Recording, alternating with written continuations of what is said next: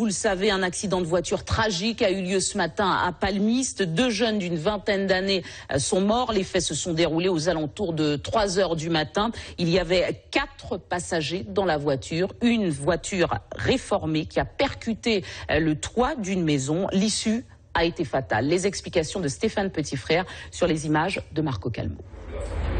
C'est à peine croyable.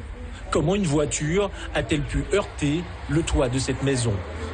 L'état de la carcasse qui gît au rez-de-chaussée donne une idée de l'extrême violence du choc.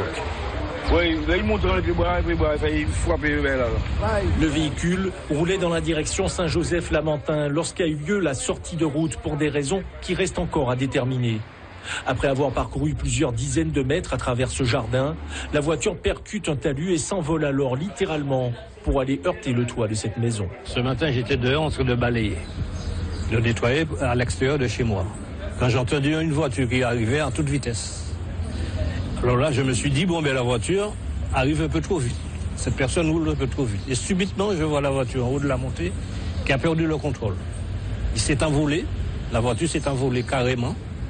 Je ne sais pas s'il a buté à quelque part, il s'est envolé et puis il a atterri sur la maison. À bord du véhicule, 4 jeunes d'une vingtaine d'années. La passagère avant et l'un des passagers arrière sont éjectés. Ils ne survivront pas. Le 3e passager est blessé. Quant au chauffeur, âgé de 25 ans, il s'en sort indemne et est actuellement en garde à vue au commissariat du Lamentin. Les premiers éléments de l'enquête laissent apparaître une vitesse excessive et des traces d'alcool dans le sang du conducteur.